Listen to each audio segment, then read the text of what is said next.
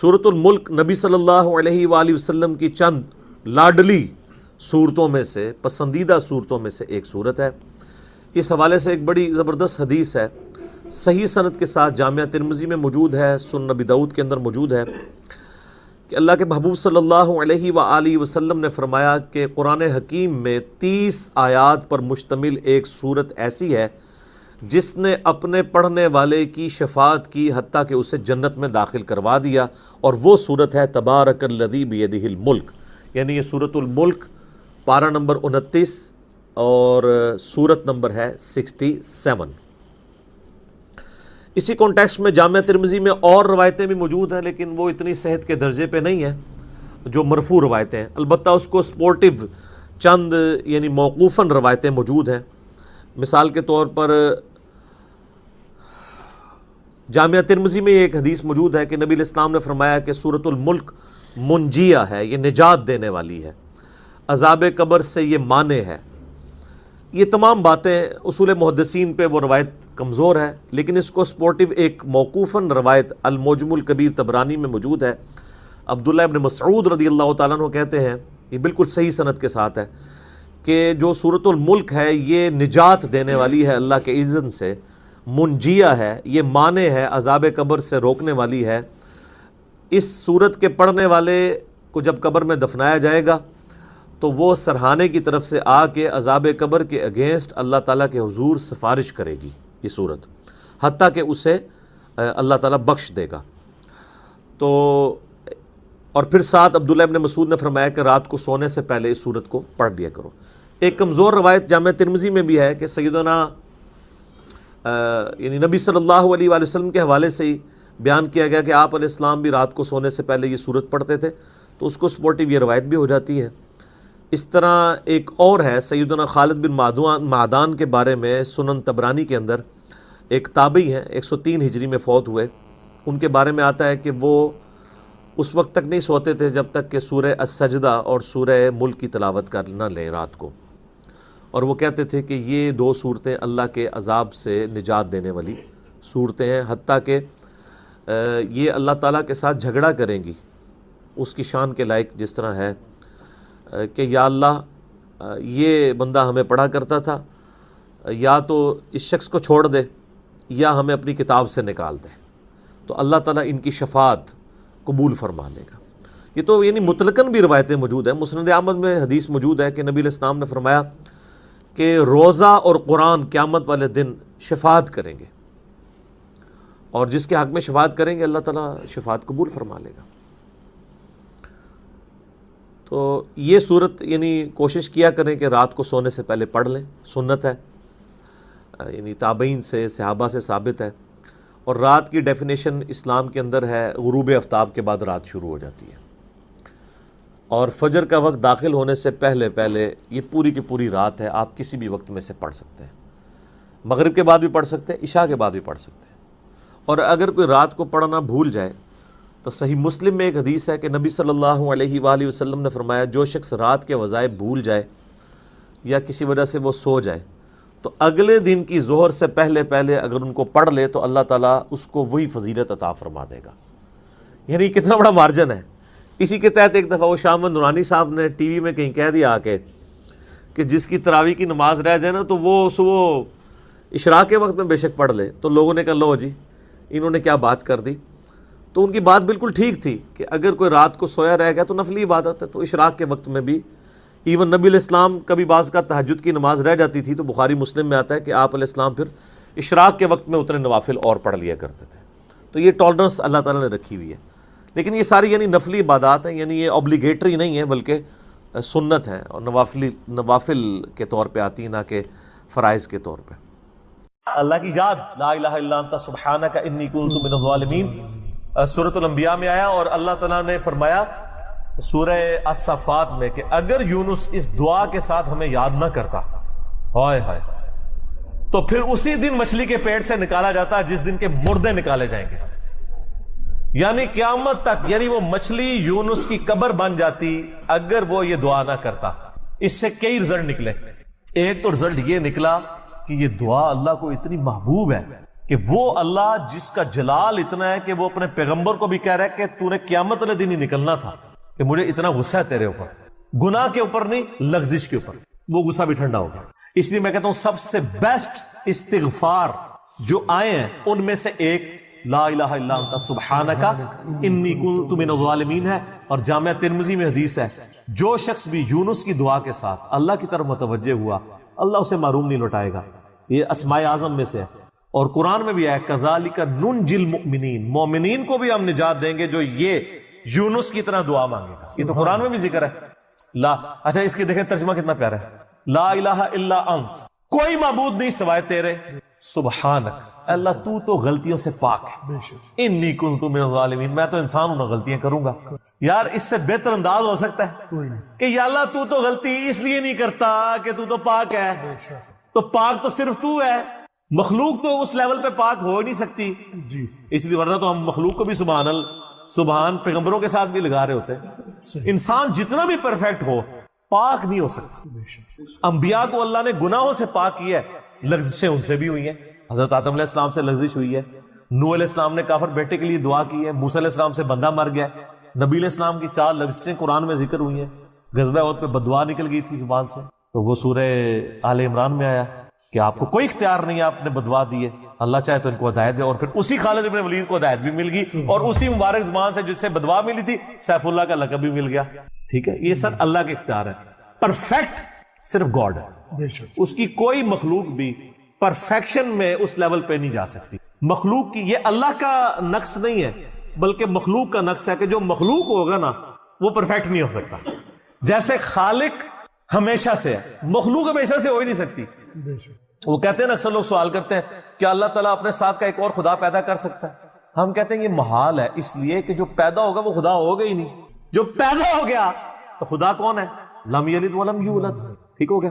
تو ذکر بھی کریں سر، اللہ کو یاد کریں، جھوم جھوم کے ہر جگہ ذکر کریں، کوئی پروٹوکول نہیں، نہ وضو نہ غسل، ذکر کے لیے کوئی پروٹوکول نہیں ہے، جب مرضی ذکر کریں، اللہ کو یاد کریں، اور اس کے لیے کپڑے پہننا ہونا بھی ضروری نہیں ہے۔ اکثر لوگ یہ سمجھتے ہیں کپڑے پہننا ضروری ہے، نہ کوئی ضروری نہیں ہے۔ بعض اوقات بندہ وضو کے لیے اندر چلا جاتا ہے غسل کے لیے، یا غسل کرتے ہوئے تو لوگ بسم اللہ نہیں پڑھتے ہیں، کپڑے پہن کے پھر بسم اللہ پڑھتے ہیں۔ سر اللہ اور بندے کا کون سا پردہ ہے؟ ٹھیک ہے، آپ کر سکتے ہیں ذکر۔ اگلا سوال ہے، میں نے اپنی زندگی میں بہت شرک کیا ہے لیکن الحمدللہ اب توبہ کر چکا ہوں، لیکن اس کے باوجود یہی فکر دامن گیر رہتی ہے کہ شرک تو ناقابل معافی گناہ ہے، معلوم نہیں کہ میری توبہ قبول ہوگی بھی یا نہیں، مجھے بتائیں میں کیا کروں۔ آپ سب سے پہلے تو اس طرح کے خیالات سے توبہ کریں جو آپ کر رہے ہیں، ٹھیک ہے؟ اس کی وجہ یہ ہے کہ سورہ التوبہ کی آیت نمبر 70 میں اللہ تعالیٰ نے فرمایا کہ جو شخص توبہ کر لے سچے دل کے ساتھ، اور اس سے پہلے بڑے بڑے گناہوں کا ذکر ہوا ہے، ان میں سے ایک شرک بھی، بلکہ اب یہ کریٹیکل سوال ہے تو میں یہ آیت پڑھ کے بھی بتا دیتا ہوں۔ پارہ نمبر 19 کے اندر جا کے سورہ الفرقان کی آیت نمبر ہے یہ 70۔ اعوذ باللہ من الشیطان الرجیم، بسم اللہ الرحمن الرحیم۔ ہاں جی یہ آ گیا، والذین لا يدعون مع اللہ الہا آخر، یعنی اللہ تعالیٰ اہل ایمان کی نشانی بتا رہا ہے کہ وہ ایسے لوگ ہیں کہ وہ اللہ کے ساتھ کسی اور کو الہ کے طور پر نہیں پکارتے، ولا یقتلون النفس التي حرم اللہ الا بالحق، اور کسی جان کو ناحق قتل نہیں کرتے۔ ہاں بفتوی شریعت والا معاملہ علیحدہ ہے، یعنی قتل کے بدلے قتل، وہ بھی گورنمنٹ کا جوڈیشری کا کام ہے، آپ نے خود نہیں کرنا۔ ولا یزنون، نہ زنا کرتے ہیں۔ ومن یفعل ذلک یلقى اثاما، جو کوئی یہ 3 گناہ کرے گا ان قریب ان کا عذاب چکھ لے گا۔ کون سے 3 بڑے گناہ گنوائے گئے ہیں؟ نمبر 1 اللہ کے ساتھ شرک، نمبر 2 قتل ناحق، اور نمبر 3 زنا۔ حتیٰ کہ بخاری مسلم میں ایک حدیث ہے کہ نبی علیہ السلام سے جب بڑے بڑے گناہوں کے بارے میں پوچھا گیا نا تو آپ نے یہی 3 گناہ گنوائے، اور پھر آپ نے کہا قرآن پڑھ کے دیکھو، یعنی نبی علیہ السلام بھی اپنی بات کی دلیل میں قرآن پیش کرتے ہیں، ماشاء اللہ تعالی۔ والذین لا يدعون مع اللہ الہا آخر ولا يقتلون النفس التي حرم اللہ الا بالحق ولا يزنون ومن يفعل ذلك يلقى اثاما يضاعف له العذاب يوم القیامة ويخلد فيه مہانا، جو یہ 3 گناہ کرے گا اس کے لیے عذاب دگنا کر دیا جائے گا قیامت میں، اور وہ ذلیل و خوار کر کے آگ میں یعنی جھونکا جائے گا۔ الا من تاب، ہاں اگر کوئی ان گناہوں سے توبہ کر لے۔ کون سے؟ نمبر 1 شرک، نمبر 2 قتل ناحق، اور نمبر 3 زنا۔ وآمن وعمل عملا صالحا، اور ایمان لے آئے، یعنی ایمان تو پہلے بھی ہوگا نہیں، صحیح والا ایمان، اور نیک عمل کرے، فاولئک یبدل اللہ سیئاتہم حسنات، تو پھر ایسے شخص کے گناہوں کو بھی اللہ تعالیٰ نیکیوں سے بدل دے گا۔ صرف معافی نہیں سر، جتنے بڑے بڑے گناہ تھے اسی لیول کی بڑی بڑی نیکیاں۔ وَكَانَ اللَّهُ غَفُورًا رَحِيمًا، اور اللہ تعالیٰ تو بخشنے والا مہربان ہے۔ وَمَن تَابَ وَعَمِلَ صَالِحًا، جو کوئی توبہ کرے اور نیک اعمال کرے، فَإِنَّهُ يَتُوبُ إِلَى اللَّهِ مَتَابًا، تو اللہ تعالیٰ کہتا ہے کہ میرے ذمے ہے اس کی توبہ کو قبول کرنا۔ یعنی اللہ تعالیٰ نے اپنے اوپر خود سے واجب کیا، حالانکہ اللہ تعالیٰ کسی چیز کا پابند نہیں ہے کہ جو میری طرف رجوع لائے گا میں اسے ضرور معاف کروں۔ تو اگر کسی شخص کو اس طرح کا وہم آتا ہے نا، اور یہ وہم اس لیے بھی آ رہا ہوتا ہے، بعض اوقات لوگ یعنی اس کا ترجمہ کرتے ہوئے بالکل لفظی ترجمہ کر رہے ہوتے ہیں۔ قرآن حکیم کی آیات چونکہ پورے کانٹیکسٹ کے ساتھ ہوتی ہیں، بیک گراؤنڈ میں آیات نازل ہوئی ہوتی ہیں، لہٰذا میں جب بھی ان آیات کا ترجمہ کرتا ہوں نا، جب اسپیسیفکلی شرک کو ایڈریس کر رہا ہوتا ہوں، میرا لیکچر نمبر ہے مسئلہ نمبر 3، دعا صرف اللہ ہی سے، اور سچ پیپر بھی ہے اس کے اوپر، تو ہم یہ ترجمہ جو ہے نا یہ آیت، ان اللہ لا یغفر ان یشرک بہ، بے شک اللہ اس گناہ کو کبھی معاف نہیں کرے گا کہ کوئی شخص اللہ کے حضور قیامت والے دن اس حال میں پیش ہوا کہ اس نے دنیا میں شرک کیا ہوا، یعنی بغیر توبہ کے وہ مرا۔ وَيَغْفِرُ مَا دُونَ ذَلِكَ لِمَن يَشَاءُ، اور شرک کے علاوہ ہر گناہ معاف کر دے گا، وہ بھی اوپن لائسنس نہیں، جس کے لیے چاہے گا۔ یعنی جو شخص شرک سے توبہ کیے بغیر گیا نا، اس کی تو توبہ ہے ہی نہیں قیامت۔ ہاں دنیا میں کر گیا وہ معاملہ علیحدہ ہے، قیامت میں اللہ سے اس حال میں ملا کہ اس نے دنیا میں شرک کیا ہوا اور توبہ نہیں کی، تو اللہ تعالیٰ اس کا گناہ معاف نہیں کرے۔ وَمَن يُشْرِكْ بِاللَّهِ فَقَدْ ضَلَّ ضَلَالًا بَعِيدًا، جو کوئی شرک کرتا ہے وہ گمراہی میں دور جا پڑا، وَلِعَوْذُ بِاللَّهِ تعالی۔ دنیا میں تو میرے بھائی جامعہ ترمذی میں حدیث ہے، نبی علیہ السلام نے فرمایا موت کے غرغرے سے پہلے پہلے اللہ تعالیٰ توبہ قبول کرے۔ موت کے غرغرے سے مراد ہے نزع کا عالم طاری ہونے سے پہلے، جب کسی کو موت نظر آ گئی نا اب وہ توبہ نہیں کر سکتا۔ وہ تو قرآن حکیم میں ہے نا، فرعون جب ڈوبنے لگا تھا تو اس نے کیا کہا تھا، میں ہارون اور موسیٰ کے رب پر ایمان لاتا ہوں، بنی اسرائیل کے رب پہ، تو اللہ تعالیٰ نے کیا فرمایا تھا، الآن، اب لایا ایمان، حالانکہ ایمان تو لے آیا تھا، وہ غرغرہ تو وہ لے ہی رہا تھا نا، غوطہ تو کھا رہا تھا نا۔ تو موت کے غرغرے سے مراد ہے نزع کا عالم طاری ہونے سے پہلے۔ اور اس میں ایک پوائنٹ کئی دفعہ ہائی لائٹ کر چکا ہوں، یہاں پہ بھی کر دوں، اگر آپ کو کسی شخص کے بارے میں یہ پتہ چل جائے نا کہ اس کو لا علاج بیماری لگ چکی اور وہ اب کچھ عرصے میں ایکسپائر ہو جائے گا، جیسے کینسر ہے، یعنی ہم نے یہ لرن کر لیا نا کہ کینسر جب 3rd سٹیج کے اوپر پہنچ جاتا ہے تو وہ انسان بچتا نہیں ہے۔ جس شخص کو کینسر ہوا ہے یا سپوز اس کے گردے فیل ہو گئے یا دل بالکل ایج پہ پہنچ چکے، ایسے لوگوں کو یعنی پاکستان انڈیا میں تو لوگ چھپاتے ہیں کہ پہلے ہی نہ کہیں مر جائے وہ سن کے۔ کتنی حیران کن بات ہے کہ مسلمان جس کے لیے موت ایسٹ ہونی چاہیے، چلو کافر کو تو سمجھ آتا ہے، اس نے تو دنیا ہی کمائی ہے نا، مسلمان بھی یعنی مرنے سے پہلے مر جاتے ہیں موت کا سن کے، ایسا تو نہیں ہونا چاہیے اصولاً۔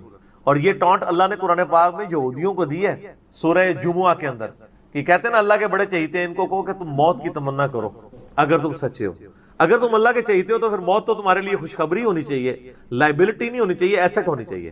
اب یہی تان ہمیں بھی آ رہا ہے، مسلمان کی حالت نہیں ہونی چاہیے، اس کو موت کا پتہ چلے تو جناب وقت سے پہلے ہی مرنے کی کوشش کرے۔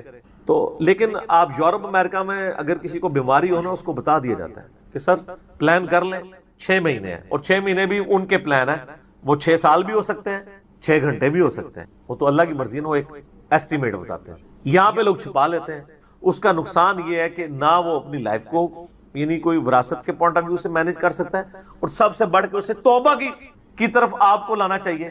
میں تو کہتا ہوں جی کسی کو کینسر ہو گیا ہے، ابھی اس میں موت کا غرغرہ نہیں آیا، کوئی کینسر ہوا ہے نا، پتہ نہیں کب مرنا ہے، ٹھیک ہے نا، نزع کا عالم بھی نہیں ہے، اس کو سب سے پہلے بتائیں کہ بھئی تمہیں لا علاج بیماری ہے، تمہاری ڈیتھ کسی بھی وقت ہو سکتی ہے، اللہ کی طرف رجوع لاؤ۔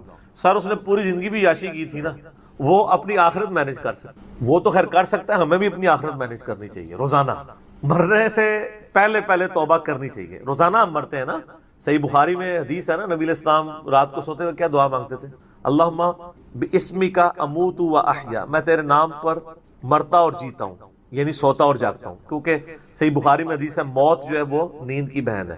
اور جب آپ صبح اٹھتے ہیں تو وہ بھی صحیح بخاری میں دعا ہے، الحمدللہ الذی احیانا بعد ما اماتنا والیہ النشور، تمام تعریفیں اس اللہ کے لیے ہیں جس نے مجھے مرنے کے بعد زندہ کیا، یعنی موت کے بعد زندہ، اور میں نے پلٹ کے اس کی طرف جانا ہے۔ تو رات کو سونے سے پہلے توبہ کریں، اور سب سے بیسٹ توبہ تو وہ بخاری مسلم میں حدیث ہے، جس نے رات میں سورۃ البقرہ کی آخری 2 آیات پڑھ لی اسے ہر چیز سے کفایت کر جائیں گی۔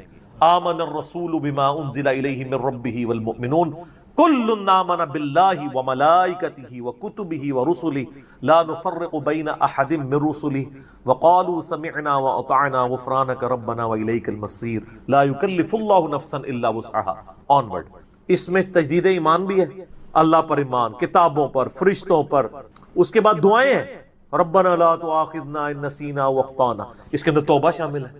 سب سے بیسٹ تجدید ایمان جو ہے سورہ بقرہ کی آخری 2 آیات ہیں، اور یہ ہمارے وظیفے میں ہم نے بلو کارڈ کے اوپر بھی لکھا ہے کہ نبی علیہ السلام نے فرمایا، اور یہ حدیث بخاری مسلم دونوں میں، جو شخص رات کو سونے سے پہلے سورۃ البقرہ کی آخری 2 آیات پڑھ لے، اس میں جو کچھ اللہ سے مانگا ہے وہ اس کو دے دیا جائے گا، یہ بھی الفاظ ہے۔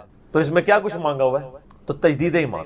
پھر صحیح بخاری میں حدیث ہے کہ نبی علیہ السلام فرمایا جو صبح یقین کے ساتھ ایک دفعہ پڑھ لے سید الاستغفار، اور شام سے پہلے اگر مر گیا سیدھا جنت میں جائے گا، اور اگر شام کو پڑھ لیا پورے یقین کے ساتھ، یقین سے مراد ہے کہ باقی توبہ کا اس کا ارادہ ہوا، صبح سے پہلے مر گیا سیدھا جنت۔ اللہم انت ربی لا الہ الا انت خلقتنی وانا عبدک وانا علی عہدک ووعدک ما استطعت اعوذ بک من شر ما صنعت ابوء لک بنعمتک علی وابوء بذنبی فاغفر لی فانہ لا یغفر الذنوب الا انت۔ یہ سید الاستغفار ہے۔ تو یہ وہ ہے توبہ جو روزانہ کرنی چاہیے، نزا سے پہلے پہلے، یعنی صبح بھی پڑھے شام کو پڑھے۔ بلکہ مسند البزار میں صحیح سند کے ساتھ ہے کہ نبی صلی اللہ علیہ وآلہ وسلم ہر فرض نماز کے بعد بھی سید الاستغفار پڑھتے ہیں، ہر فرض نماز کے بعد۔ ایک تو ہم پڑھتے ہیں نا اللہ اکبر استغفر اللہ استغفر اللہ استغفر اللہ اللہم انت السلام منک السلام تبارک یا ذا الجلال والاکرام، اس کے بعد آپ سید الاستغفار آیت الکرسی بھی پڑھیں، آیت الکرسی کے بارے میں بھی آیا ہے سنن نسائی الکبریٰ کے اندر صحیح سند کے ساتھ، ہم نے گرین کارڈ میں ڈالا ہے کہ جو شخص آیت الکرسی فرض نماز کے فوراً بعد پڑھے گا مرتے ہی جنت میں جائے گا، لیکن نماز پڑھے گا، خالی آیت الکرسی نہیں، نماز کے فوراً بعد، تو نماز بھی اس کو پڑھنی چاہیے۔ تو اس طرح یعنی تجدید ایمان والا یہ معاملہ بھی کرنا چاہیے، اور یہ وہمی نہیں بننا چاہیے کہ اللہ تعالیٰ معاف نہیں کرے گا۔ صحیح بخاری اور مسلم دونوں میں حدیث ہے کہ میں اپنے بندے کے گمان کے قریب ہوں، جو بندہ میرے لیے گمان کرتا ہے میں ویسا ہوں اس کے۔ جو شخص یہ کہتا ہے اللہ مجھے معاف نہیں کرے گا تو اس کو واقعی اللہ معاف نہیں، اور جو کہے گا کہ اللہ تعالیٰ مجھے معاف کر دے گا اسے اللہ معاف کر دے گا۔ تو انشاءاللہ تعالیٰ یہ کبھی ایسا نہیں کرنا چاہیے اللہ تعالیٰ سے نا امیدی والا معاملہ۔ آپ اپنے رب کے وعدوں پر، نبی صلی اللہ علیہ وسلم کے وعدوں پر یقین رکھیں کہ جس شخص نے سچے دل سے توبہ کی ہے اس کی نہ صرف توبہ قبول ہوگی سورۃ الفرقان آیت نمبر 70 کے تحت، بلکہ اس کے گناہوں کو بھی نیکیوں سے بدل دیا جائے گا۔ تو اللہ تعالیٰ رجوع لانے والوں کو پسند فرماتا ہے، بار بار رجوع لاتے رہنا چاہیے، اللہ تعالیٰ سے اپنے آپ کو آزاد نہیں کرنا چاہیے، نیکی کی ہو یا نہ کی ہو، گناہ کیا ہو یا نہیں کیا، یہ علیحدہ سے بات ہے۔ نبی علیہ السلام سے بڑھ کر کون نیک ہو سکتا ہے؟ صحیح بخاری میں حدیث ہے کہ میں بھی روزانہ 70 سے زیادہ دفعہ اپنے رب کی طرف استغفار لے کے آتا ہوں، استغفر اللہ و اتوب الیہ، نبی علیہ السلام۔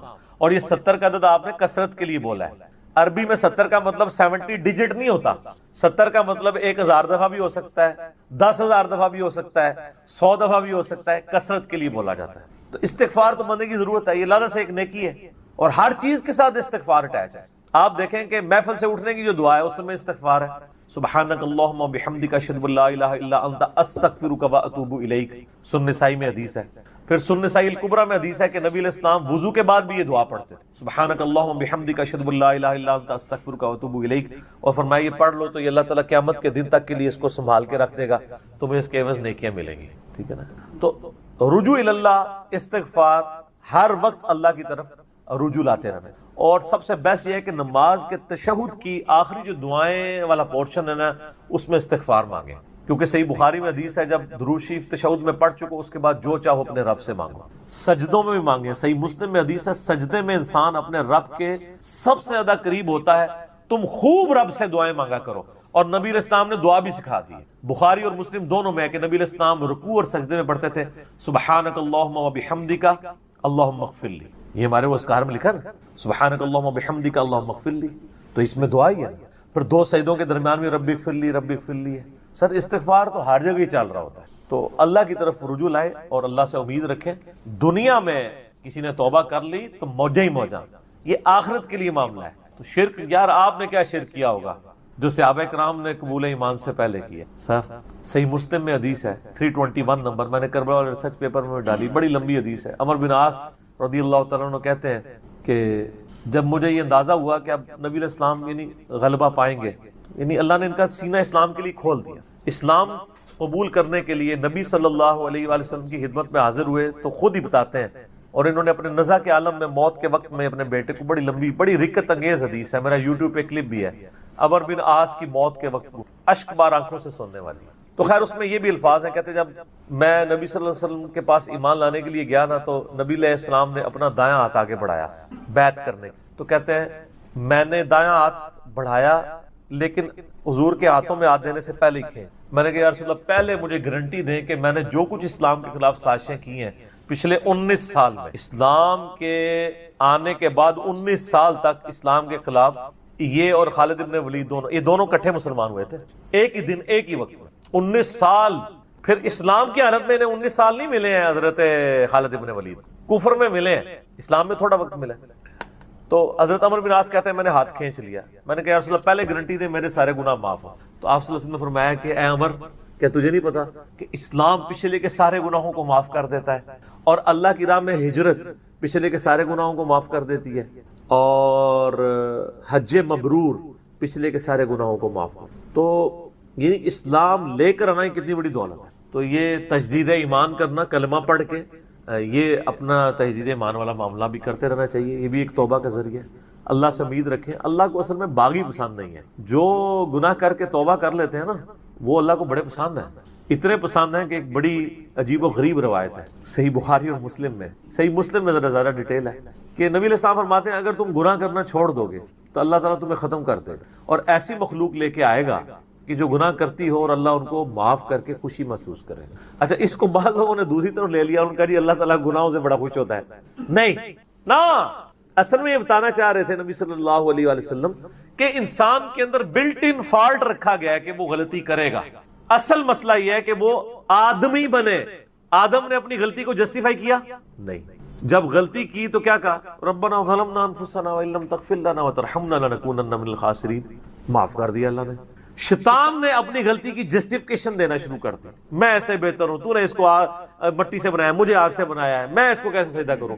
جو اپنی غلطی کی جسٹیفیکیشن دے وہ شیطان ہوتا ہے، اور جو اپنی غلطی کی جسٹیفیکیشن دیے بغیر سیدھی معافی مانگ لے وہ آدمی ہوتا ہے. ہم کہتے ہیں نا آدمی، آدم کے ساتھ اس کی مضبوط ہو جاتی ہے. تو رجوع اللہ، تو وہ نبی علیہ السلام یہ بتانا چاہ رہے تھے کہ ایسی مخلوق جو گناہ نہ کرے وہ تو آلریڈی اللہ کے پاس موجود ہے. فرشتے، اللہ نے انسان اور جن کو ایسی مخلوق بنایا ہے جو اپنی ول سے اپنے رب کو چوائس کرے. فَأَلْهَمَهَا فُجُورَهَا وَتَقْوَاهَا، ان میں یعنی برائی کا مادہ بھی رکھ دیا، اچھائی کا بھی، وہ خود اپنی عقل ایز اے انسٹرومنٹ یوز کر کے یہ اللہ تعالیٰ کو خود سے وہ چوز کرے. ایسی مخلوق اللہ کو چاہیے تھی. سر یہی وہ چیز ہے جیسے انسان فرشتوں سے افضل ہو جاتا ہے. اور میں اکثر کہا کرتا ہوں کہ یہ وہ دولت ہے جو جبرائیل کے پاس بھی نہیں ہے. سر جبرائیل مجھ سے اگر میرا ایمان ایکسچینج کرنا چاہے نا میں نہیں کرتا. جبرائیل نے خدا کو مانا ہے خدا کی مرضی سے، اور میں نے خدا کو مانا ہے اپنی مرضی سے، اس کا کوئی ایکویلنٹ نہیں. اسی لیے انسان اشرف المخلوق ہے، اسی لیے انسان کو اللہ نے اتنا درجہ ہے. فرشتے سے بہتر انسان بننا، مگر اس میں لگتی ہے محنت زیادہ. انسان بنے، آدمی بنے، یہ نہ ہو کہ اولئک کالانعام بل هم اضل، جو سورۃ الاعراف میں ہے کہ وَلَقَدْ ذَرَأْنَا لِجَهَنَّمَ كَثِيرًا مِنَ الْجِنِّ وَالْإِنسِ، جنوں اور انسانوں کی اکثریت دوزخ کے لیے ہی پیدا ہوئے ہیں.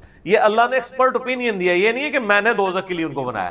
ساتھ یہ ہے کہ ہم نے ان کو کام دیے تھے، یہ سنتے نہیں، سننے کا سا نہیں سنتے، آنکھیں دی تھی دیکھتے نہیں، دیکھنے کا سا دیکھتے نہیں، یعنی عبرت والا، اور عقل دی تھی، دل دیے تھے.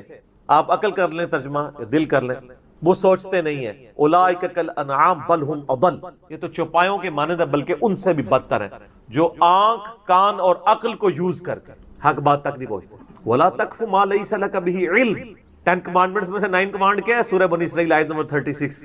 انسان کسی چیز کی پیروی اس وقت تک مت کرنا جب تک تجھے اس کے بارے میں ڈیفینیٹ علم حاصل نہ ہو جائے. ان السمع والبصر والفؤاد كل اولئک كان عنه مسؤولا، بے شک کان، آنکھیں اور عقل ان کے بارے میں پوچھا جائے گا، تم نے ان کو یوز کر کے حق بات تک پہنچنے کی کوشش کیوں نہیں کی ہے؟ اچھا ہم کوشش ماشاءاللہ کر رہے ہیں لیکن دنیا میں حق بات تک پہنچنے کی. میں آپ سے ایک چھوٹا سا سوال کرتا ہوں، آپ موٹر بائک پہ جا رہے ہو، دن کے وقت آپ نے ہیڈ لائٹ کھولی ہوئی ہو، سامنے سے آپ کو کوئی یوں اشارہ کرے تو آپ اسے گالی سمجھیں گے؟ فوراً ہیڈ لائٹ آف کریں گے. لیکن معذرت کے ساتھ آپ کوئی دینی غلطی کر رہے ہوں اور آپ کو کوئی ہائی لائٹ کرے تو آپ اس دینی غلطی کے ہائی لائٹ ہونے کو اسی اشاری کی طرح سمجھیں گے یا آگے سے اس کو پڑھ دیں گے؟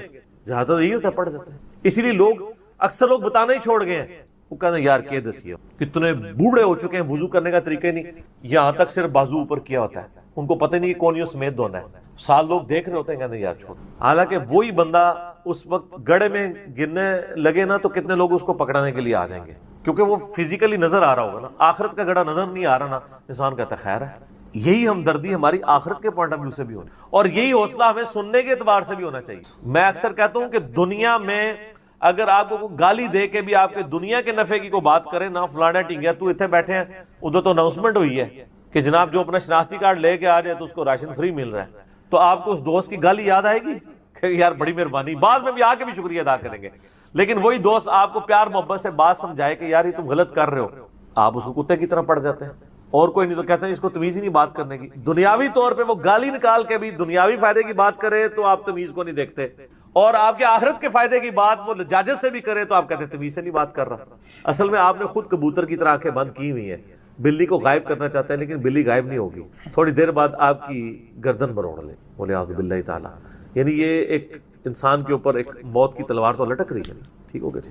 تو ان کو کہ بے فکر رہیں، توبہ قبول ہے انشاءاللہ تعالی. اگلا سوال، کیا فرض نماز کے بعد 3 بار استغفر اللہ کے بعد ایک دفعہ سید الاستغفار بھی پڑھ سکتے ہیں؟ یہ بدعت تو شمار نہیں ہوگا؟ نہیں، کوئی بدعت نہیں ہوگا. صحیح مسلم میں حدیث ہے کہ نبی علیہ السلام فرض نماز کے بعد 3 دفعہ استغفر اللہ پڑھتے تھے اور پھر ایک دفعہ پڑھتے تھے اللہم انت السلام و منک السلام تبارک یا ذا الجلال والاکرام. اور بخاری اور مسلم دونوں میں ہے کہ فرض نماز کا مکمل ہونا نبی علیہ السلام کی ہم تکبیر کی آواز سے پہچانتے تھے، یعنی بلند آواز سے آپ اللہ اکبر کہتے تھے. پہلے ایک دفعہ اللہ اکبر بلند آواز سے کہنا ہے، پھر 3 دفعہ آہستہ آواز میں استغفر اللہ. یہ ہمارے اہل حدیث بھائی جو ہیں اس سنت پہ عمل کر رہے ہیں، لیکن وہ استغفر اللہ بھی اونچا بولتے ہیں. استغفر اللہ اونچا بولنا خلاف سنت ہے، صرف اللہ اکبر بلند آواز سے. اور دوسری طرف علماء عرب ہیں، انہوں نے اپنے اذکار کارڈ میں سے اللہ اکبر نکال ہی دیا ہوا ہے، وہ صرف استغفر اللہ پڑھتے ہیں. اور جب ان سے پوچھیں کہ یار اللہ اکبر نہیں پڑھتے، وہ کہتے ہیں نہیں، یہ جو بخاری مسلم میں ہے نا کہ نبی علیہ السلام بلند آواز سے تکبیر پڑھتے تھے، تو تکبیر سے مراد استغفر اللہ ہے. دیکھیں آپ بندہ کو ضد میں، استغفر اللہ کس عربی ڈکشنری میں تکبیر ہے؟ اگر آپ نہیں مانتے تو ہم آپ کو علم الکلام اور فقہ والا جواب دیتے ہیں. بخاری مسلم میں حدیث ہے، حضرت ابو ہریرہ کہتے ہیں کہ نبی علیہ السلام جب نماز شروع کرتے تو تکبیر کہتے، جب رکوع میں جاتے تو تکبیر کہتے، جب رکوع سے سر اٹھاتے تو سمیع اللہ لمن حمیدہ ربنا ولک الحمد کہتے، جب سجدے میں جاتے تو تکبیر کہتے، جب سجدے سے سر اٹھاتے تو تکبیر کہتے. تو کیا وہ استغفر اللہ کہتے تھے؟ کہتے نہیں، وہ اللہ اکبر ہی ہوتا تھا. تو بخاری مسلم میں جو ہے کہ نماز کا ختم ہونا میں تکبیر کی آواز سے پہچانتا تھا، تو وہ بھی پھر استغفر اللہ نہیں، تکبیر ہی ہے. یہ میں نے فقی علماء عرب کو بھی دی تھی، اور وہ بڑے ضد میں ہیں. وہ کسی کارڈ کے اوپر ان سے جو عربی کارڈ بھی چھپ کے آتے ہیں نا، آپ لوگ دیکھیں نا، وہ اللہ اکبر نہیں لکھا ہوتا. یہ تو شکر ہے دارالاسلام والوں نے، چونکہ انٹرنیشنلی سب سے بڑا ادارہ ہے اہل حدیث کا، انہوں نے جو اللہ کی یاد لا الہ الا انت سبحانک انی کنت من الظالمین سورۃ الانبیاء میں آیا، اور اللہ تعالیٰ نے فرمایا سورہ الصفات میں کہ اگر یونس اس دعا کے ساتھ ہمیں یاد نہ کرتا، ہائے ہائے، تو پھر اسی دن مچھلی کے پیٹ سے نکالا جاتا جس دن کے مردے نکالے جائیں گے. یعنی قیامت تک، یعنی وہ مچھلی یونس کی قبر بن جاتی اگر وہ یہ دعا نہ کرتا. اس سے کئی رزلٹ نکلے.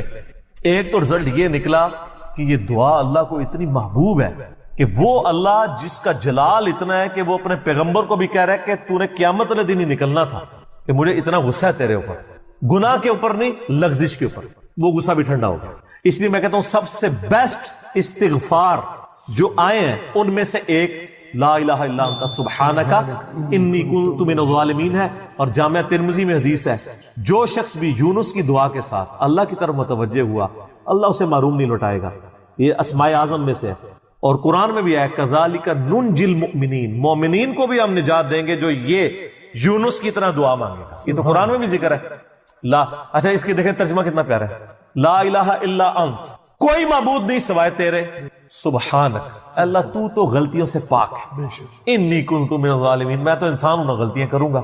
یار اس سے بہتر انداز ہو سکتا ہے کہ یا اللہ تو غلطی اس لیے نہیں کرتا کہ تو پاک ہے، تو پاک تو صرف تو ہے، مخلوق تو اس لیول پہ پاک ہو ہی نہیں سکتی جی اس لیے، ورنہ تو ہم مخلوق کو بھی سبحان پیغمبروں کے ساتھ بھی لگا رہے ہوتے ہیں۔ انسان جتنا بھی پرفیکٹ ہو پاک نہیں ہو سکتا۔ انبیاء کو اللہ نے گناہوں سے پاک کیا ہے، لغزشیں ان سے بھی ہوئی ہیں، حضرت آدم علیہ السلام سے لغزش ہوئی ہے، نوح علیہ السلام نے کافر بیٹے کے لیے دعا کی ہے، موسیٰ علیہ السلام سے بندہ مر گیا، نبی علیہ السلام کی 4 لغزشیں قرآن میں ذکر ہوئی ہیں، غزوہ احد پہ بددعا نکل گئی تھی زبان سے، تو وہ سورہ آل عمران میں آیا کہ آپ کو کوئی اختیار نہیں ہے، آپ نے بددعا دی ہے، اللہ چاہے تو ان کو ہدایت دے، اور پھر اسی خالد ابن ولید کو ہدایت بھی مل گئی، اور اسی مبارک زبان سے جس سے بددعا ملی تھی سیف اللہ کا لقب بھی مل گیا۔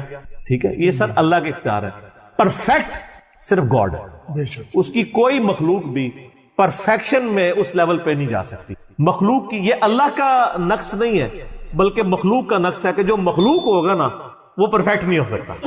جیسے خالق ہمیشہ سے ہے، مخلوق ہمیشہ سے ہو ہی نہیں سکتی۔ بے شک وہ کہتے ہیں نا، اکثر لوگ سوال کرتے ہیں کہ اللہ تعالیٰ اپنے ساتھ کا ایک اور خدا پیدا کر سکتا ہے؟ ہم کہتے ہیں یہ محال ہے، اس لیے کہ جو پیدا ہوگا وہ خدا ہوگا ہی نہیں۔ جو پیدا ہو گیا تو خدا کون ہے؟ لم یلد ولم یولد۔ ٹھیک ہو گیا؟ تو ذکر بھی کریں سر، اللہ کو یاد کریں، جھوم جھوم کے ہر جگہ ذکر کریں، کوئی پروٹوکول نہیں، نہ وضو نہ غسل، ذکر کے لیے کوئی پروٹوکول نہیں ہے، جب مرضی ذکر کریں، اللہ کو یاد کریں، اور اس کے لیے کپڑے پہننا ہونا بھی ضروری نہیں ہے۔ اکثر لوگ یہ سمجھتے ہیں کپڑے پہننا ضروری ہے، نہ کوئی ضروری نہیں ہے۔ بعض اوقات بندہ وضو کے لیے اندر چلا جاتا ہے غسل کے لیے، یا غسل کرتے ہوئے تو لوگ بسم اللہ نہیں پڑھتے ہیں، کپڑے پہن کے پھر بسم اللہ پڑھتے ہیں۔ سر اللہ اور بندے کا کون سا پردہ ہے؟ ٹھیک ہے، آپ کر سکتے ہیں ذکر۔ اگلا سوال ہے، میں نے اپنی زندگی میں بہت شرک کیا ہے لیکن الحمدللہ اب توبہ کر چکا ہوں، لیکن اس کے باوجود یہی فکر دامن گیر رہتی ہے کہ شرک تو ناقابل معافی گناہ ہے، معلوم نہیں کہ میری توبہ قبول ہوگی بھی یا نہیں، مجھے بتائیں میں کیا کروں۔ آپ سب سے پہلے تو اس طرح کے خیالات سے توبہ کریں جو آپ کر رہے ہیں، ٹھیک ہے۔ اس کی وجہ یہ ہے کہ سورہ التوبہ کی آیت نمبر 70 میں اللہ تعالیٰ نے فرمایا کہ جو شخص توبہ کر لے سچے دل کے ساتھ، اور اس سے پہلے بڑے بڑے گناہوں کا ذکر ہوا ہے، ان میں سے ایک شرک بھی، بلکہ اب یہ کریٹیکل سوال ہے تو میں یہ آیت پڑھ کے بھی بتا دیتا ہوں۔ پارہ نمبر 19 کے اندر جا کے سورہ الفرقان کی آیت نمبر ہے یہ 70۔ اعوذ باللہ من الشیطان الرجیم، بسم اللہ الرحمن الرحیم۔ ہاں جی، یہ آ گیا، والذین لا يدعون مع اللہ الہا آخر، یعنی اللہ تعالیٰ اہل ایمان کی نشانی بتا رہا ہے کہ وہ ایسے لوگ ہیں کہ وہ اللہ کے ساتھ کسی اور کو الہ کے طور پر نہیں پکارتے، ولا يقتلون النفس التي حرم اللہ الا بالحق، اور کسی جان کو ناحق قتل نہیں کرتے۔ ہاں بفتوی شریعت والا معاملہ علیحدہ ہے، یعنی قتل کے بدلے قتل، وہ بھی گورنمنٹ کا جوڈیشری کا کام ہے، آپ نے خود نہیں کرنا۔ ولا یزنون، نہ زنا کرتے ہیں۔ ومن یفعل ذلک یلقى اثاما، جو کوئی یہ 3 گناہ کرے گا ان قریب ان کا عذاب چکھ لے گا۔ کون سے 3 بڑے گناہ گنوائے گئے ہیں؟ نمبر 1 اللہ کے ساتھ شرک، نمبر 2 قتل ناحق، اور نمبر 3 زنا۔ حتیٰ کہ بخاری مسلم میں ایک حدیث ہے کہ نبی علیہ السلام سے جب بڑے بڑے گناہوں کے بارے میں پوچھا گیا نا تو آپ نے یہی 3 گناہ گنوائے، اور پھر آپ نے کہا قرآن پڑھ کے دیکھو، یعنی نبی علیہ السلام بھی اپنی بات کی دلیل میں قرآن پیش کرتے ہیں، ماشاء اللہ تعالی۔ والذین لا يدعون مع اللہ الہا آخر ولا يقتلون النفس التي حرم اللہ الا بالحق ولا يزنون ومن يفعل ذلك يلقى اثاما يضاعف له العذاب يوم القیامة ويخلد فيه مہانا، جو یہ 3 گناہ کرے گا اس کے لیے عذاب دگنا کر دیا جائے گا قیامت میں، اور وہ ذلیل و خوار کر کے آگ میں یعنی جھونکا جائے گا۔ الا من تاب، ہاں اگر کوئی ان گناہوں سے توبہ کر لے۔ کون سے؟ نمبر 1 شرک، نمبر 2 قتل ناحق، اور نمبر 3 زنا۔ وآمن وعمل عملا صالحا، اور ایمان لے آئے، یعنی ایمان تو پہلے بھی ہوگا نہیں، صحیح والا ایمان، اور نیک عمل کرے، فَأُولَئِكَ يُبَدِّلُ اللَّهُ سَيِّئَاتِهِمْ حَسَنَات، تو پھر ایسے شخص کے گناہوں کو بھی اللہ تعالیٰ نیکیوں سے بدل دے گا۔ صرف معافی نہیں سر، جتنے بڑے بڑے گناہ تھے اسی لیول کی بڑی بڑی نیکیاں۔ وَكَانَ اللَّهُ غَفُورًا رَحِيمًا، اور اللہ تعالیٰ تو بخشنے والا مہربان ہے۔ وَمَن تَابَ وَعَمِلَ صَالِحًا، جو کوئی توبہ کرے اور نیک اعمال کرے، فَإِنَّهُ يَتُوبُ إِلَى اللَّهِ مَتَابًا، تو اللہ تعالیٰ کہتا ہے کہ میرے ذمہ ہے اس کی توبہ کو قبول کرنا، یعنی اللہ تعالیٰ نے اپنے اوپر خود سے واجب کیا، حالانکہ اللہ تعالیٰ کسی چیز کا پابند نہیں ہے کہ جو میری طرف رجوع لائے گا میں اسے ضرور معاف کروں۔ تو اگر کسی شخص کو اس طرح کا وہم آتا ہے نا، اور یہ وہم اس لیے بھی آ رہا ہوتا ہے، بعض اوقات لوگ یعنی اس کا ترجمہ کرتے ہوئے بالکل لفظی ترجمہ کر رہے ہوتے ہیں، قرآن حکیم کی آیات چونکہ پورے کانٹیکسٹ کے ساتھ ہوتی ہیں، بیک گراؤنڈ میں آیات نازل ہوئی ہوتی ہیں، لہٰذا میں جب بھی ان آیات کا ترجمہ کرتا ہوں نا، جب اسپیسیفکلی شرک کو ایڈریس کر رہا ہوتا ہوں، میرا لیکچر نمبر ہے مسئلہ نمبر 3 دعا صرف اللہ ہی سے، اور سچ پیپر بھی ہے اس کے اوپر، تو ہم یہ ترجمہ جو ہے نا یہ آیت ان اللہ لا یغفر ان یشرک بہ، بے شک اللہ اس گناہ کو کبھی معاف نہیں کرے گا کہ کوئی شخص اللہ کے حضور قیامت والے دن اس حال میں پیش ہوا کہ اس نے دنیا میں شرک کیا ہوا، یعنی بغیر توبہ کے وہ مرا، وَيَغْفِرُ مَا دُونَ ذَلِكَ لِمَن یشاء، اور شرک کے علاوہ ہر گناہ معاف کر دے گا، وہ بھی اوپن لائسنس نہیں، جس کے لیے چاہے گا، یعنی جو شخص شرک سے توبہ کیے بغیر گیا نا اس کی تو توبہ ہے ہی نہیں قیامت، ہاں دنیا میں کر گیا وہ معاملہ علیحدہ ہے، قیامت میں اللہ سے اس حال میں ملا کہ اس نے دنیا میں شرک کیا ہوا اور توبہ نہیں کی تو اللہ تعالیٰ اس کا گناہ معاف نہیں کرے۔ وَمَن يُشْرِكْ بِاللَّهِ فَقَدْ ضَلَّ ضَلَالًا بَعِيدًا، جو کوئی شرک کرتا ہے وہ گمراہی میں دور جا پڑا، وَلِعَوْذُ بِاللَّهِ تَعَالَى۔ دنیا میں تو میرے بھائی جامعہ ترمذی میں حدیث ہے، نبی علیہ السلام نے فرمایا موت کے غرغرے سے پہلے اللہ تعالیٰ توبہ قبول کرے۔ موت کے غرغرے سے مراد ہے نزع کا عالم طاری ہونے سے پہلے، جب کسی کو موت نظر آ گئی نا اب وہ توبہ نہیں کر سکتا۔ تو قرآن حکیم میں ہے نا، فرعون جب ڈوبنے لگا تھا تو اس نے کیا کہا تھا، میں ہارون اور موسیٰ کے رب پر ایمان لاتا ہوں بنی اسرائیل کے رب پہ، تو اللہ تعالیٰ نے کیا فرمایا تھا، الآن، اب لایا ایمان، حالانکہ ایمان تو لے آیا تھا، وہ غرغرہ تو وہ لے ہی رہا تھا نا، غوطہ تو کھا رہا تھا نا۔ تو موت کے غرغرے سے مراد ہے نزع کا عالم طاری ہونے سے پہلے۔ اور اس میں ایک پوائنٹ کئی دفعہ ہائی لائٹ کر چکا ہوں، یہاں پہ بھی کر دوں، اگر آپ کو کسی شخص کے بارے میں یہ پتا چل جائے نا کہ اس کو لا علاج بیماری لگ چکی اور وہ اب کچھ عرصے میں ایکسپائر ہو جائے گا، جیسے کینسر ہے، یعنی ہم نے یہ لرن کر لیا نا کہ کینسر جب 3rd سٹیج کے اوپر پہنچ جاتا ہے تو وہ انسان بچتا نہیں۔ جس شخص کو کینسر ہوا ہے یا سپوز اس کے گردے فیل ہو گئے یا دل بالکل ایج پہ پہنچ چکے، ایسے لوگوں کو یعنی پاکستان انڈیا میں تو لوگ چھپاتے ہیں کہ پہلے ہی نہ کہیں مر جائے وہ سن کے۔ کتنی حیران کن بات ہے کہ مسلمان جس کے لیے موت ایسٹ ہونی چاہیے، چلو کافر کو تو سمجھ آتا ہے اس نے تو دنیا ہی کمائی ہے نا، مسلمان بھی یعنی مرنے سے پہلے مر جاتے ہیں موت کا سن کے، ایسا تو نہیں ہونا چاہیے اصولاً۔ اور یہ ٹانٹ اللہ نے قرآن پاک میں یہودیوں کو دی ہے سورہ جمعہ کے اندر، کہ کہتے ہیں نا اللہ کے بڑے چہیتے ہیں، ان کو کہو کہ تم موت کی تمنا کرو اگر تم سچے ہو، اگر تم اللہ کے چہیتے ہو تو پھر موت تو تمہارے لیے خوشخبری ہونی چاہیے، لائبلٹی نہیں ہونی چاہیے، ایسٹ ہونی چاہیے۔ اب یہی تان ہمیں بھی آ رہا ہے، مسلمان کی حالت نہیں چاہیے، اس کو موت کا پتہ چلے تو جناب وقت سے پہلے ہی مرنے کی کوشش کرے۔ تو لیکن آپ یورپ امریکہ میں اگر کسی کو بیماری ہو نا اس کو بتا دیا جاتا ہے کہ سر پلان کر لیں 6 مہینے ہیں، اور 6 مہینے بھی ان کے پلان ہیں، وہ 6 سال بھی ہو سکتے ہیں، 6 گھنٹے بھی ہو سکتے ہیں، وہ تو اللہ کی مرضی ہے، وہ ایک ایسٹیمیٹ بتاتے ہیں۔ یہاں پہ لوگ چھپا لیتے ہیں، اس کا نقصان یہ ہے کہ نہ وہ اپنی لائف کو یعنی کوئی وراثت کے پوائنٹ آف ویو سے مینج کر سکتا ہے، اور سب سے بڑھ کے اسے توبہ کی طرف آپ کو لانا چاہیے۔ میں تو کہتا ہوں نہیں، کسی کو کینسر ہو گیا ہے ابھی اس میں موت کا غرغرہ نہیں آیا، کوئی کینسر ہوا ہے نا، پتہ نہیں کب مرنا ہے، ٹھیک ہے نا، نزع کا عالم بھی نہیں ہے، اس کو سب سے پہلے بتائیں کہ بھائی تمہیں لا علاج بیماری ہے، تمہاری ڈیتھ کسی بھی وقت ہو سکتی ہے، اللہ کی طرف رجوع لاؤ۔ سر اس نے پوری زندگی بھی عیاشی کی تھی نا، وہ اپنی آخرت مینج کر سکتا، وہ تو خیر کر سکتا ہے، ہمیں بھی اپنی آخرت مینج کرنی چاہیے، روزانہ مرنے سے پہلے توبہ کرنی چاہیے۔ روزانہ ہم مرتے ہیں نا، صحیح بخاری میں حدیث ہے نا، نبی علیہ السلام رات کو سوتے ہوئے کیا دعا مانگتے تھے، اللہم باسمک اموت و احیا، میں تیرے نام پر مرتا اور جیتا ہوں، یعنی سوتا اور جاگتا ہوں، کیونکہ صحیح بخاری میں حدیث ہے موت جو ہے وہ نیند کی بہن ہے۔ اور جب آپ صبح اٹھتے ہیں تو وہ بھی صحیح بخاری میں دعا ہے، الحمدللہ الذی احیانا بعد ما اماتنا والیہ النشور، تمام تعریفیں اس اللہ کے لیے ہیں جس نے مجھے مرنے کے بعد زندہ کیا، یعنی موت کے بعد زندہ، اور میں نے پلٹ کے اس کی طرف جانا ہے۔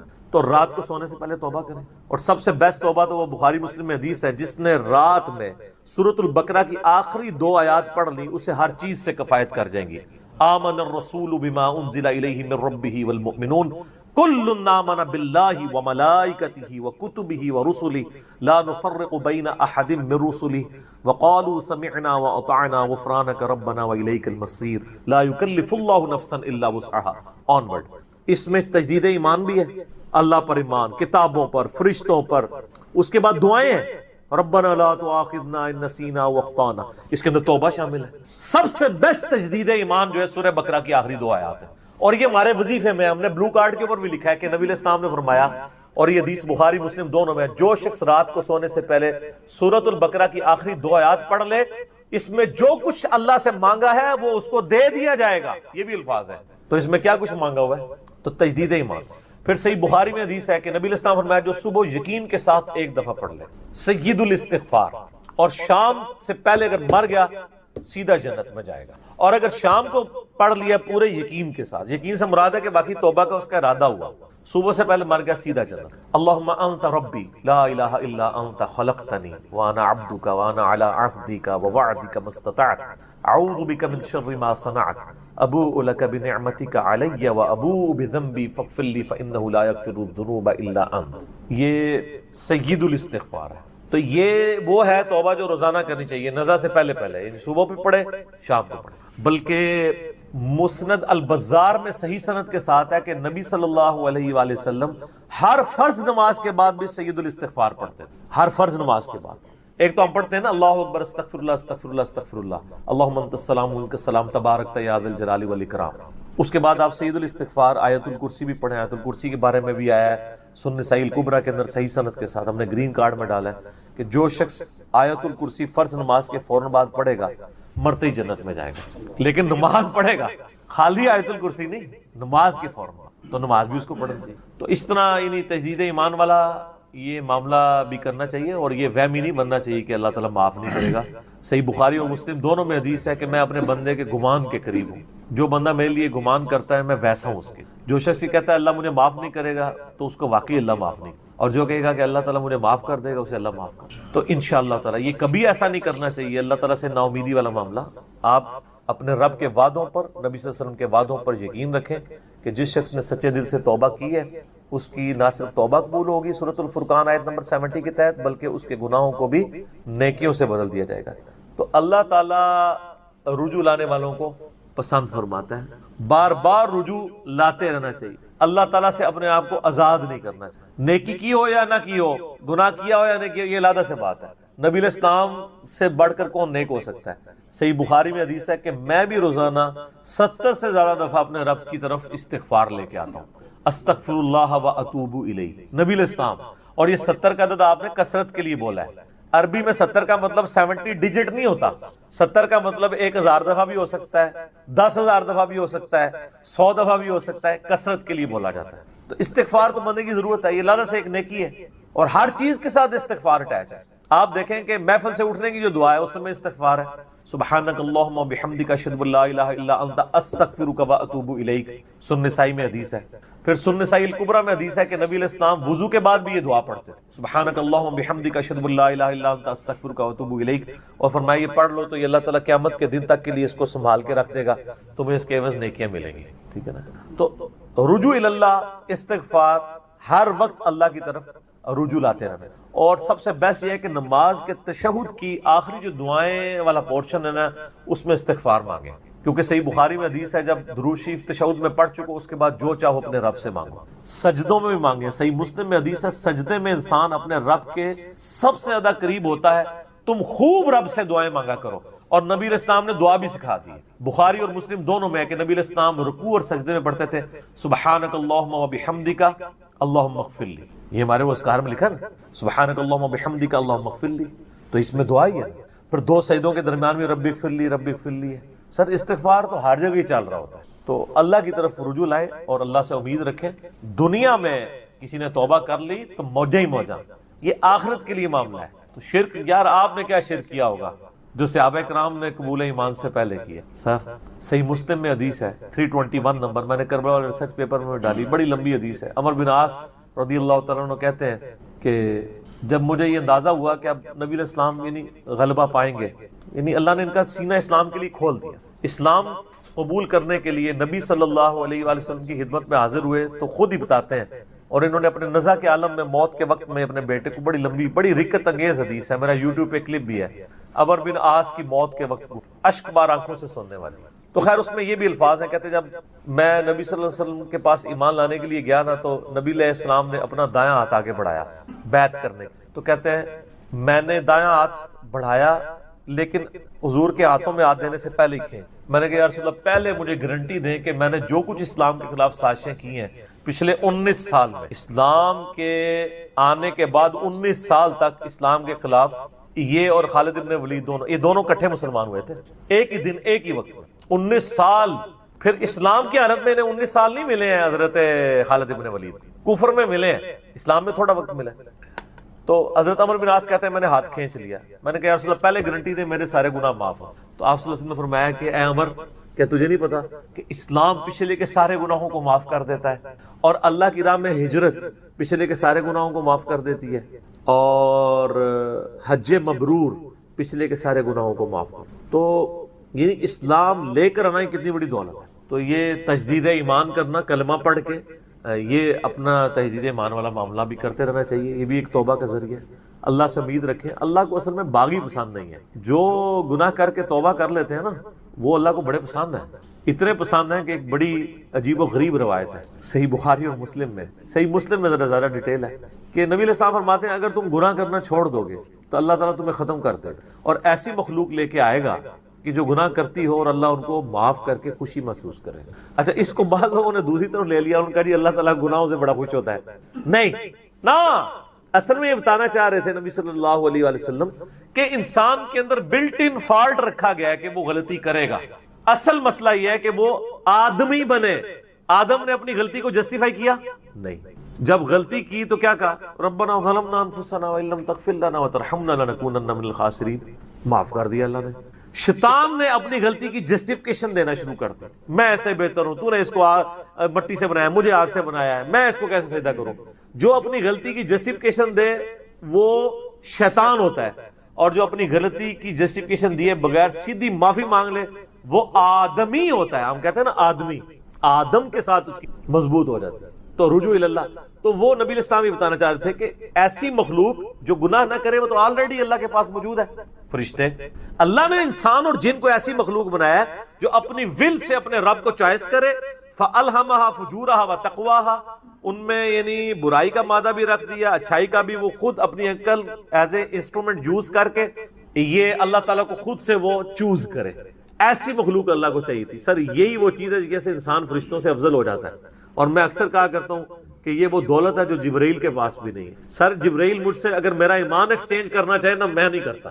جبرائیل نے خدا کو مانا ہے خدا کی مرضی سے، اور میں نے خدا کو مانا ہے اپنی مرضی سے، اس کا کوئی ایکویلنٹ نہیں۔ اسی لیے انسان اشرف المخلوق ہے، اسی لیے انسان کو اللہ نے اتنا درجہ ہے فرشتے سے بہتر انسان بننا، مگر اس میں لگتی ہے محنت۔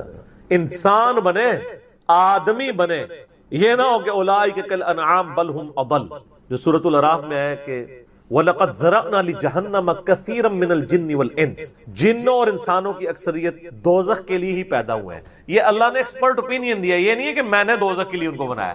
ساتھ یہ ہے کہ ہم نے ان کو کام دیے تھے، یہ سنتے نہیں، سننے کا سا نہیں سنتے، آنکھیں دی تھی دیکھتے نہیں، دیکھنے کا سا دیکھتے نہیں، یعنی عبرت والا، اور عقل دی تھی، دل دیے تھے، آپ عقل کر لیں ترجمہ، دل کر لیں، وہ سوچتے نہیں ہیں۔ اولئک کالانعام بل هم اضل، یہ تو چوپایوں کے مانند ہے بلکہ ان سے بھی بدتر ہیں، جو آنکھ، کان اور عقل کو یوز کر کر حق بات تک نہیں پہنچتے۔ ولا تقف ما ليس لك به علم، 10 کمانڈمنٹس میں سے 9 کمانڈ کیا ہے؟ سورہ بنی اسرائیل آیت نمبر 36۔ اے انسان کسی چیز کی پیروی اس وقت تک مت کرنا جب تک تجھے اس کے بارے میں ڈیفینیٹ علم حاصل نہ ہو جائے۔ ان السمع والبصر والفؤاد كل اولئک کان عنہ مسؤولا، بے شک کان، آنکھیں اور عقل ان کے بارے میں پوچھا جائے گا، تم نے ان کو یوز کر کے حق بات تک پہنچنے کی کوشش کیوں نہیں کی ہے؟ اچھا ہم کوشش ماشاءاللہ کر رہے ہیں لیکن دنیا میں حق بات تک پہنچنے۔ میں آپ سے ایک چھوٹا سا سوال کرتا ہوں، آپ موٹر بائک پہ جا رہے ہو، دن کے وقت آپ نے ہیڈ لائٹ کھولی ہوئی ہو، سامنے سے آپ کو کوئی یوں اشارہ کرے تو آپ اسے گالی سمجھیں گے؟ فوراً ہیڈ لائٹ آف کریں گے۔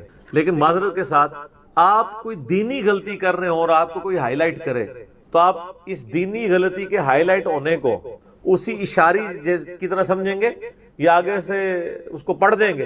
جہاں تو یہی ہوتا ہے، پڑھ دیتے ہیں۔ اسی لیے لوگ اکثر لوگ بتانا ہی چھوڑ گئے ہیں، وہ کہتے ہیں یار کیا دسیے، کتنے بوڑھے ہو چکے ہیں، وضو کرنے کا طریقہ نہیں، یہاں تک صرف بازو اوپر کیا ہوتا ہے، ان کو پتہ نہیں کہ کون سمیت دھونا ہے۔ سال لوگ دیکھ رہے ہوتے ہیں، کہتے ہیں یار چھوڑ۔ حالانکہ وہی بندہ اس وقت گڑھے میں گرنے لگے نا تو کتنے لوگ اس کو پکڑانے کے لیے آ جائیں گے، کیونکہ وہ فزیکلی نظر آ رہا ہوگا نا، آخرت کا گڑھا نظر نہیں آ رہا نا، انسان کہتا ہے خیر ہے۔ یہی ہمدردی ہماری آخرت کے پوائنٹ آف ویو سے بھی ہونی، اور یہی حوصلہ ہمیں سننے کے اعتبار سے بھی ہونا چاہیے۔ میں اکثر کہتا ہوں کہ دنیا میں اگر آپ کو گالی دے کے بھی آپ کے دنیا کے نفع کی کوئی بات کرے نا، فلانا ٹینگیا تو اتنے بیٹھے ہیں، ادھر تو اناؤنسمنٹ ہوئی ہے کہ جناب جو اپنا شناختی کارڈ لے کے آ جائے تو اس کو راشن فری مل رہا ہے، تو آپ کو اس دوست کی گالی یاد آئے گی؟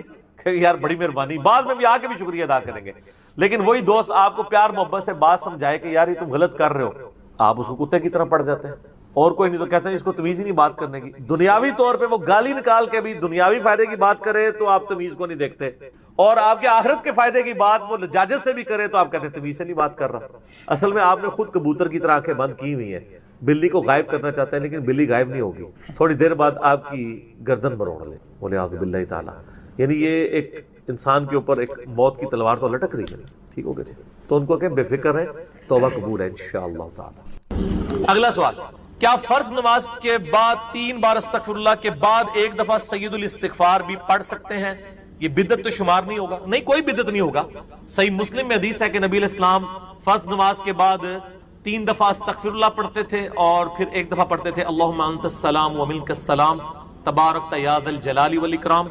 اور بخاری اور مسلم دونوں میں ہے کہ فرض نماز کا مکمل ہونا نبی علیہ السلام کی ہم تکبیر کی آواز سے پہچانتے تھے، یعنی بلند آواز سے آپ اللہ اکبر کہتے تھے۔ پہلے ایک دفعہ اللہ اکبر بلند آواز سے کہنا ہے، پھر 3 دفعہ آہستہ آواز میں استغفر اللہ۔ یہ ہمارے اہل حدیث بھائی جو ہیں اس سنت پہ عمل کر رہے ہیں، لیکن وہ استغفر اللہ بھی اونچا بولتے ہیں۔ استغفر اللہ اونچا بولنا خلاف سنت ہے، صرف اللہ اکبر بلند آواز۔ اور دوسری طرف علماء عرب ہیں، انہوں نے اپنے اذکار کارڈ میں سے اللہ اکبر نکال ہی دیا ہوا ہے، وہ صرف استغفر اللہ پڑھتے ہیں۔ اور جب ان سے پوچھیں کہ یار اللہ اکبر نہیں پڑھتے، وہ کہتے ہیں نہیں، یہ جو بخاری مسلم میں ہے نا کہ نبی علیہ السلام بلند آواز سے تکبیر پڑھتے تھے، تو تکبیر سے مراد استغفر اللہ ہے۔ دیکھیں آپ بندہ کو ضد میں، استغفر اللہ کس عربی ڈکشنری میں تکبیر ہے؟ اگر آپ نہیں مانتے تو ہم آپ کو علم الکلام اور فقہ والا جواب دیتے ہیں۔ بخاری مسلم میں حدیث ہے، حضرت ابو ہریرہ کہتے ہیں کہ نبی علیہ السلام جب نماز شروع کرتے تو تکبیر کہتے، جب رکوع میں جاتے تو تکبیر کہتے، جب رکوع سے سر اٹھاتے تو سمیع اللہ لمن حمیدہ ربنا ولک الحمد کہتے، جب سجدے میں جاتے تو تکبیر کہتے، جب سجدے سے سر اٹھاتے تو تکبیر کہتے۔ تو کیا وہ استغفر اللہ کہتے تھے؟ کہتے نہیں، وہ اللہ اکبر ہی ہوتا تھا۔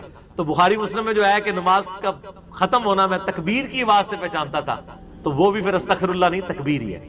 یہ میں نے فقی علماء عرب کو بھی دی تھی، اور وہ بڑے ضد میں ہیں۔ وہ کسی کارڈ کے اوپر ان سے جو عربی کارڈ بھی چھپ کے آتے ہیں نا، آپ لوگ اگر دیکھیں نا، وہ اللہ اکبر نہیں لکھا ہوتا۔ یہ تو شکر ہے دارالاسلام والوں نے، چونکہ انٹرنیشنلی سب سے بڑا ادارہ ہے اہل حدیث کا، انہوں نے جو اذکار والے چھاپے ہیں اس میں اللہ اکبر چھاپا ہے، تو یہ عام ہوا ہے، ورنہ پاکستان کے اہل حدیث بھی اس کے اندر مبتلا ہو گئے تھے۔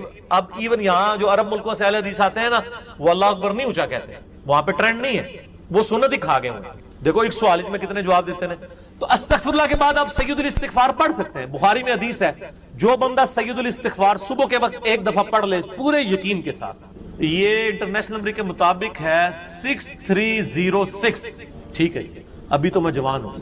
اللہم انت ربی لا الہ الا انت خلقتنی وانا عبدک وانا علی عہدک ووعدک ما استطعت اعوذ بک من شر ما صنعت ابوء لک بنعمتک علی وابوء بذنبی فاغفر لی فانہ لا یغفر الذنوب الا انت۔ جو صبح کے وقت پورے یقین سے پڑھ لے، شام سے پہلے مر گیا تو جنتی، اور جو شام کو پڑھ لے صبح سے پہلے مر گیا تو جنتی۔ یہ صبح شام کے اذکار بلو کارڈ میں ہمارا یہ ذکر موجود ہے۔ آپ یہ سید الاستغفار فرض نماز کے بعد پڑھ سکتے ہیں، بلکہ سنت بھی ہے۔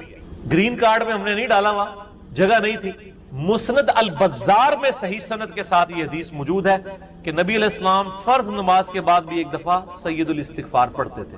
تو نہ صرف یہ جائز ہے بلکہ سنت ہے۔ اور میں الحمدللہ فرض نماز کے بعد جو آیت الکرسی کا وظیفہ ہے، باقی اذکار ہیں، تو میں سید الاستغفار ہر فرض نماز کے بعد پڑھتا ہوں، کیونکہ نبی علیہ السلام کی سنت تھی سید الاستغفار بھی، اور 3 دفعہ استغفر اللہ لادا سے، اور اللہم انت السلام منک السلام، اور باقی اذکار۔ اور یہ تو میں صرف سمجھانے کے لیے کہہ رہا ہوں، یہ تو آپ گن بھی نہیں سکتے۔ قرآن پاک میں اللہ تعالیٰ نے فرمایا نا کہ اللہ کی نعمتیں اتنی زیادہ ہیں کہ تم انہیں شمار کرنا چاہو تو شمار بھی نہیں کر سکتے۔ تو وہاں سے اللہ تمہیں رزق دے گا، تمہیں گمان بھی نہیں ہوگا۔ اب رزق کے لیے ضروری نہیں ہے کہ آپ کے پاس مال و دولت اور آپ کے ایسٹس بڑھ جائیں، یہ بھی اللہ تعالیٰ کا بہت بڑا رزق ہے کہ آپ کے پاس جو تھوڑے بہت ایسٹس ہیں وہ سلامت ہیں۔ کسی ایک میڈیکل کیس کسی گھر کے اندر 1 کروڑ پرتی بندے کو بھی لا کے زیرو پہ کھڑا کر سکتے۔ آپ کی زندگی میں کئی ایسے کیسز ہوئے ہوں گے، جدادیں تک بک جاتی ہیں۔ اور مجھے واصف علی واصف صاحب کی بات یاد آ گئی، وہ کہتے ہیں میں وہ مسجد میں بیٹھا ہوا تھا تو ایک بندے کو میں نے دیکھا کہ وہ دعا مانگ رہا ہے کہ یا اللہ 25 سال پہلے جو میں نے دعا تجھ سے کی تھی وہ واپس لے لے، بس یہ دعا کر رہا ہے۔ کہتے ہیں وہ فارغ ہوا تو میں نے اس سے پوچھا کیا ہوا؟ اس نے کہا جی 25 سال پہلے میں نے اللہ سے رو رو کے ایک بیٹا مانگا تھا، میری بیٹی ہی تھی صرف، اور وہ بیٹا میرے گاٹے فٹ ہو گیا، یعنی وہ نشے میں مبتلا ہو گیا، سارا گھر کا مال اس نے بیچ دیا، مجھے کنگال کر دیا، تو میں اللہ سے کہہ رہا ہوں یا اللہ یہ اولاد واپس ہی لے لے۔ تو یہ بھی تو ہو سکتا ہے۔ سورہ توبہ میں آتا ہے، اللہ تعالیٰ فرماتا ہے اپنے جو فاسق و فاجر لوگوں کے بارے میں کہ اللہ تعالیٰ چاہتا ہے کہ ان کی اولاد کو ہی ان کے لیے عذاب بنا، اولاد بھی عذاب بن سکتی۔ اسی لیے میں دعا کیا سکھائی گئی ہے، ربنا حب لنا من ازواجنا وذریاتنا قرۃ اعین واجعلنا للمتقین اماما۔ اے اللہ ہماری بیویوں اور ہماری اولاد میں آنکھوں کی ٹھنڈک بنا اور ہمیں پرہیزگاروں کا امام بنا، ہماری آنے والی نسلیں پرہیزگار ہوں، ورنہ یہ تو مصیبت بھی گلے پڑ سکتی۔ تو ایک میڈیکل کیس آپ کو کہاں سے کہاں لے کے جا سکتے، ایک بچے کا نافرمان ہونا آپ کو کہاں سے کہاں لے کے جا سکتے، اور اس سے بڑی ناکامی تو آخرت کی ناکامی ہے۔ ایسا بچہ بھی ہو سکتا ہے کہ جو آپ کی دنیا تو برباد نہ کرے لیکن آخرت برباد کر دے، اس کی وجہ سے آپ گناہوں میں مبتلا ہو جائے۔ تو یہ بھی رزق کی ایک فارم ہے۔ رزق صرف یہ نہیں ہے کہ آپ کے لیے مال پانی کھل جائے، بلکہ مال سبسسٹنس لیول پہ بھی موجود ہے، لیکن آپ کو کوئی ایسی تکلیف نہیں آ رہی کہ جس کی وجہ سے آپ کا مال نہیں نکل رہا۔ ورنہ ایک بندہ 10 لاکھ روپے مہینے کا کماتا ہے اور 9 لاکھ روپے اس کا نکل جاتا ہے، کیا فرق پڑا اس کو؟ اس نے کون سا ایسٹ بنا لیا، اور جو اذیت گزار رہا ہے وہ اولاد اس کو تو کوئی سوچ بھی نہیں سکتا، ذہنی ٹینشن ہے۔ صحیح بخاری مسلم میں حدیث ہے، نبی علیہ السلام فرمایا ہمیشہ اپنے سے نچلے لوگوں کو دیکھو تو تمہیں یوں اللہ تعالیٰ کی نعمتوں پر صبر نصیب ہوگا اور قناعت نصیب ہوگی، اوپر نہ دیکھو۔ اور پھر بخاری مسلم میں یہ حدیث ہے کہ ابن آدم کے پاس اگر سونے کی 2 وادیاں ہوں تو وہ خواہش کرے گا تیسری وادی بھی مجھے مل جائے، اس کا پیٹ صرف قبر کی مٹی بھری۔ والعیاذ باللہ تعالی۔ بخاری مسلم دونوں میں حدیث ہے کہ انسان کہتا ہے میرا مال میرا مال میرا مال، نبی علیہ السلام فرمایا تیرا مال تو وہ ہے جو تو نے کھا پی لیا یا پہن کر بوسیدہ کر دیا یا اللہ کی راہ میں خرچ کر کے آخرت کے لیے محفوظ کر لیا، باقی جتنا مال ہے وہ تو تیرے ورثہ کا مال ہے، تو کہتا ہے میرا مال ہے۔ پھر بخاری مسلم دونوں میں حدیث ہے کہ نبی علیہ السلام نے فرمایا کہ انسان کے 3 دوست ہیں، ایک دوست ہی اس کی قبر تک ساتھ جاتا ہے، وہ اس کے اعمال ہیں، باقی جو 2 دوست ہیں وہ باہر ہی رہ جاتے ہیں، اس کے رشتہ دار اور مال۔ اب مال ساتھ جاتے ہیں، مال بھی آپ ساتھ لے کے جا سکتے ہیں، لیکن وہ مال جو آپ نے پہلے ہی اپنی زندگی میں اپنی مرضی سے اللہ کی راہ میں خرچ کر دیا، وہ اللہ کے ڈیوائن بینک میں جمع ہے، وہ قرآن پاک میں سورۃ البقرہ میں آیا 700 گنا تک کے اللہ تعالیٰ کر کے لوٹائے گا، بلکہ یہاں تک فرمایا کہ یہ اللہ تعالیٰ کو تم قرض دے رہے ہو اور اللہ تعالیٰ اس قرض کو لوٹائے گا۔ دیکھیں کتنا قدردان ہے کہ دیتا اللہ ہے، اور جب اسی کے دیے ہوئے میں سے آپ اسی کی راہ میں خرچ کرتے ہیں تو وہ کہتا ہے کہ یہ تم نے مجھے قرض دی، اللہ کہتا ہے میں تمہارا مقروض ہوں، تمہیں لوٹاؤں گا۔ یہ ہے اللہ تعالیٰ کی قدردان۔ جامعہ ترمذی میں حدیث ہے، مسند امام احمد میں موجود ہے کہ نبی علیہ السلام فرمایا کہ جب بھی کوئی شخص دعا کرتا ہے وہ خالی نہیں جاتی، یا تو اس دعا کے عوض جو تم نے مانگا وہ اللہ تمہیں عطا کر دیتا ہے، یا اس سے بہتر یعنی اس کی برکت سے اللہ تعالیٰ بہتر نعم البدل دیتا ہے، تمہاری کوئی تکلیف ٹال دیتا ہے، یا پھر اس دعا کو سنبھال کے رکھتا ہے قیامت کے دن کے لیے، اور اس دعا کے ایکویلنٹ تمہیں اجر عطا فرما۔ تو دعا تو بہت ضروری ہے، اللہ کی طرف رجوع لانا ہے۔ ٹاپک اور طرف چلا جائے گا، فی الوقت اس کی طرف